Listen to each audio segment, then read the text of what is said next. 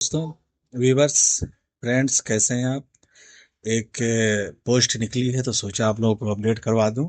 जो केंद्रीय औद्योगिक सुरक्षा बल सीआईएसएफ कांस्टेबल ट्रेड्समैन भर्ती निकली है, जिसमें 1048 पद के लिए आवेदन मांगा गया है। तो चलिए स्टार्ट करते हैं।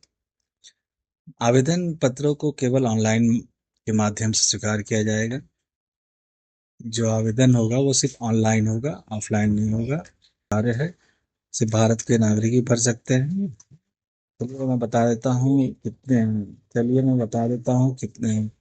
की पोस्ट कितनी निकली है। देखिए, रसोईया के लिए निकली है 400 पोस्ट, जो कि नंबर 1 पे है। दूसरे पे आ रहा है आपका धोबी की वेस्ट पोस्ट निकली है, 212 है। उसके बाद है नाई की है वैकेंसी, 163 है पुरुष में। पेंटर की 2 है, सफाई वाला की 123 है, और बढ़ाई के लिए 7 है। इलेक्ट्रीशियन के लिए 4 है, माली के लिए 4 है, वेल्डर के लिए 1 है, चार्ज मैकेनिक के लिए 1 है, एमपी अटेंडेंट के लिए 2 है। तो टोटल जो है पुरुष में 948 है। महिला में देख लेते हैं। महिला में रसोई आरक्षक रसोईया 444 है। आरक्षक मोची 8 है। आरक्षक दर्जी की 21 पोस्टें हैं। आरक्षक नाई की 180 है। आरक्षक धोबी की 236 है। आरक्षक सफाई वाला में 137 है।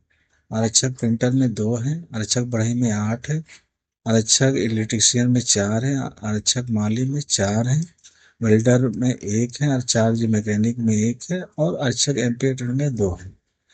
बाकी भूतपूर्व सैनिक में भी पोस्टें हैं, मतलब है, तो आप उसको भी देख सकते हैं। 49 से 1 2 उनमें सीरियल वाइज है। तो अब चलिए बात करते हैं हम लोग आगे कैसे क्या होगा इसमें। तो इसमें अभ्यर्थियों को सलाह दी जाती है कि वो एक ट्रेड के लिए आवेदन पत्र प्रस्तुत करें। यदि अभ्यर्थी एक से अधिक ट्रेड के लिए आवेदन पत्र प्रस्तुत करता है तो केवल पहले आवेदन पत्र को ही आगे प्रक्रियाबद्ध किया जाएगा। अभ्यर्थी को अपने सभी मूल शैक्षिक अनुभव, जाति, अध- अधिवास प्रमाण पत्र और अन्य दस्तावेजों को पीटी पीएचडी दस्तावेजीकरण और ट्रेड परीक्षा के समय समुचित जांच छंटनी के लिए लाना होगा। ठीक है, जो जो डॉक्यूमेंट मांगा गया है आप लोगों को ले जाना है। अभ्यर्थी को अपना आवेदन पत्र के इशू की आधारित वेबसाइट, अर्थात सिर्फ इस वेबसाइट पे आपको ऑनलाइन तरीके से ही प्रस्तुत करना है, और इसके अलावा कोई अन्य तरीका अनुमति नहीं देता है। अगर आपको सिर्फ जो है ऑनलाइन फिल करना है, ऑफलाइन कुछ सिस्टम नहीं है। सामान्य अन्य पिछड़ा वर्ग, आर्थिक रूप से कमजोर वर्ग अभ्यर्थियों को 100 रुपए का आवेदन शुल्क लिया जाएगा। इस वेबसाइट से आप जितने भी भर्ती डाउनलोड करने की सुविधा होगी, और डाक से नहीं भेजे जाएंगे, मतलब डाक द्वारा काम वर्क नहीं होगा। तो इसमें क्या होगा कि पीईटी पीएचडी दस्तावेज और ट्रेड परीक्षा होगी, फिर लिखित परीक्षा होगी, फिर चिकित्सा परीक्षा होगी। अभ्यर्थियों को यह सलाह दी जाती है कि वो कैओसू की भर्ती वेबसाइट को, यह है आपके, इस पे प्रक्रिया संबंधी अध्ययन जानकारी के लिए से विजिट करें। इस वेबसाइट पे आप, इसका मैं लिंक दे दूंगा, आपको यहाँ पे जाकर विजिट करते रहना, देखते रहना। ठीक है। भर्ती का चरण कैसे होगा? पहले पीटी पीएचडी दस्तावेजीकरण और ट्रेड परीक्षा, फिर होगा ओएमआर आधारित सीबीटी, मोट आधारित लिखित परीक्षा, 2 द्विभाषीय पदार्थ हिंदी और इंग्लिश में होगी।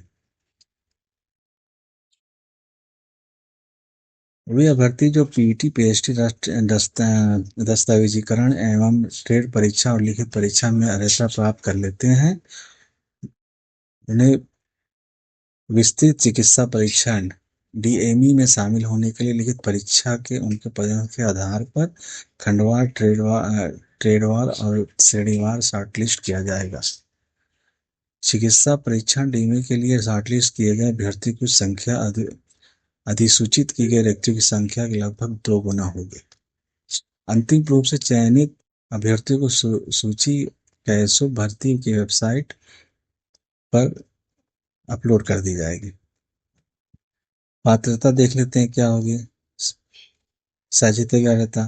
प्रशिक्षित ट्रेडर्स अर्थात नाई, वुड मेकर, मोची, दर्जी, रसोइया, राजमिस्त्री, माली, पेंटर, चार्ज, मैकेनिक, धोबी, वेल्डर, इलेक्ट्रीशियन और मोटर पंप एवं सहायक के लिए एक मान्यता प्राप्त बोर्ड से मैट्रिक अथवा इसके समक्ष औद्योगिक प्रशिक्षण संस्थानों से प्रशिक्षित अभ्यर्थियों को वरीयता दी जाएगी।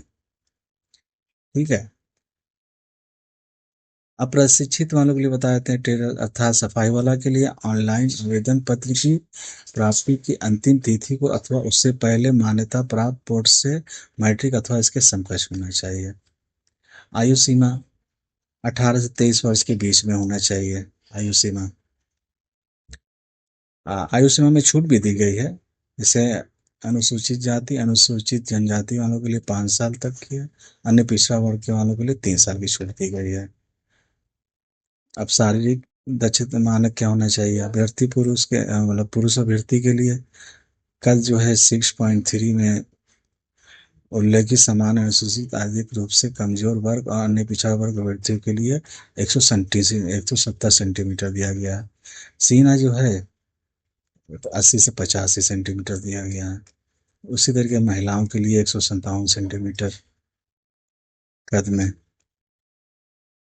वजन की बात कर लेते हैं तो चिकित्सा मानकों के अनुसार कद और आयु के समानुपाती शारीरिक मापन के समय वजन को रिकॉर्ड किया जाएगा, परंतु वजन की वजह से फिटनेस का निर्णय विस्तृत चिकित्सा परीक्षण के समय लिया जाएगा। अभ्यर्थी आवेदनों के घुटनों में टकराव न हो, समतल पैर, वेरिकोस वेन अथवा आंखों में भेगापन नहीं होना चाहिए, उसकी उच्च रंग भेद दृष्टि होनी चाहिए। अभ्यर्थी अच्छी मानसिक और शारीरिक दशा में हो और किसी भी प्रकार की भौतिक कमी जिससे उसे कार्य निष्पादन में बाधा पहुंचती है उसे मुक्त होना चाहिए। ठीक है। बाकी मैं आपको पीडीएफ भी शेयर कर दूंगा, लिंक इसका दे दूंगा, आप डाउनलोड कर लीजिएगा। आप क्योंकि मैं पूरा पढ़ने बताऊंगा तो बहुत टाइम लगेगा, आप भी कुछ पढ़िएगा। इसका आवेदन कैसे करना है आप इस साइट पे जाइएगा, आप यहाँ पे आप लॉग इन कर लीजिएगा। इसमें खंड के भर्ती खंड का नाम दिया गया है, आप देख लीजिएगा। चंडीगढ़, हरियाणा, हिमाचल प्रदेश, दिल्ली, उत्तर प्रदेश, झारखंड, पश्चिमी खंड, मध्य खंड, पूर्वी खंड, दक्षिणी खंड, उत्तरी पूर्वी खंड, उत्तरी पूर्वी खंड, ये सब दिया है, आप देख लीजिएगा। ऑनलाइन आवेदन पत्र में अभ्यर्थियों को निम्नलिखित दस्तावेजों को अपलोड करना अपेक्षित है, मतलब करना है। एक तो फोटोग्राफ अपलोड करना पड़ेगा आप लोगों को, उसका देख लीजिएगा साइज वगैरह। ठीक है। उसके बाद हस्ताक्षर भी अपलोड करना होगा। उसके बाद आपके अभ्यर्थी को अपनी आयु, शैक्षिक अर्हता, अधिवास प्रमाण पत्र और संबंध में सभी संबंधित दस्तावेजों को पीडीएफ प्रारूप में स्कैन किए गए एक एमबी से अधिक ना हो अपलोड करना होगा। मतलब पीडीएफ के रूप में आपको करना है और इसकी साइज जो होगी 1 एमबी से ज़्यादा नहीं होना चाहिए। और ऑनलाइन पत्रों को प्रस्तुत करने की अंतिम तिथि 3/4/2025 है। टाइम भी दिया है 23:59।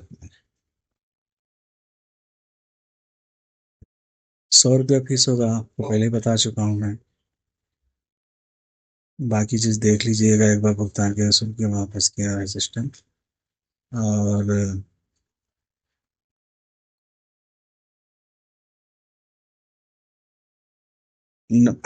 हाइट बार टेस्ट एचबीटी जिन अभ्यर्थियों का आवेदन अंतिम रूप से स्वीकार किए जाते हैं कम और क्रम में पाए जाते हैं उन्हें रोल नंबर दिया जाएगा। उन्हें विभिन्न केंद्रों पर आयोजित भर्ती के प्रथम चरण अर्थात पीईटी पीएचटी दस्तावेजीकरण ट्रेड परीक्षण के लिए बुलाया जाएगा।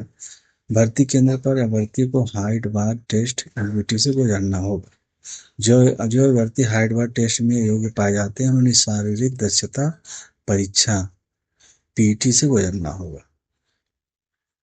तो उसके बाद क्या होगा, शारीरिक दक्षता परीक्षा में पीटी में क्या होगा, जो व्यक्ति हाइट बार टेस्ट में एबल पाए जाते हैं उन्हें शारीरिक दक्षता परीक्षा पीटी से गुजरना होगा। पुरुष वर्ग के लिए 1.6 किलोमीटर दौड़ 6 मिनट 30 सेकंड में करना है। महिलाओं को 800 मीटर दौड़ 4 मिनट में करनी है।